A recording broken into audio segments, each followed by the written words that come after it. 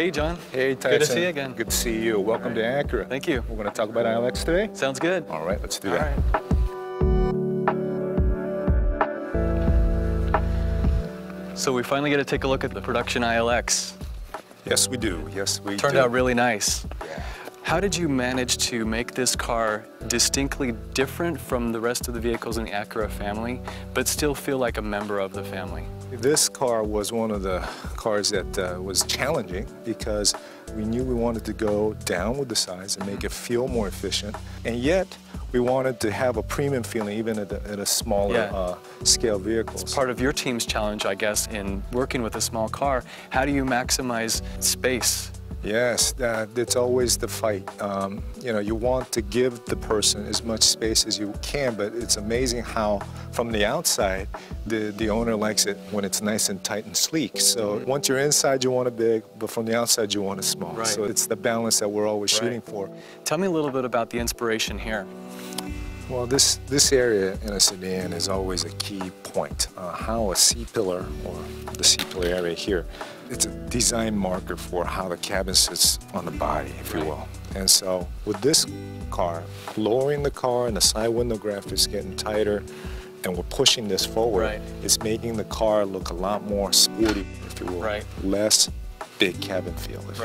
And that is driving this nice base for this pillar and the sheet metal carrying through into the door. Let's take a look at this headlight design. I noticed there's a couple different finishes involved there. What, from a design perspective, drove that decision? What we're trying to create here is interest within the eye or within the headlights. The different finishes and textures that you could bring into it, even the little rib designs in the chrome, all of these cause interest to a person and want to look into it a little bit more. John, I wanted to ask about the Acura emblem itself. What's the backstory there? The name Acura comes from accuracy, and the shape that you see that's an A is originally a caliper. It's a shape for tools, that geometry and whatnot that we use.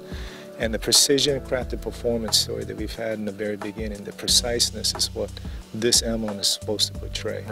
Now, when we look at the shape of the car, we have a point, and that's what drives the crease in all of our vehicles. It's a motif that we use throughout our lineup because it represents the accuracy of our caliper. To me, you know, a car becomes an expression of myself, and how I choose to maintain it or modify it or otherwise customize just becomes a way of sharing my interests with the world.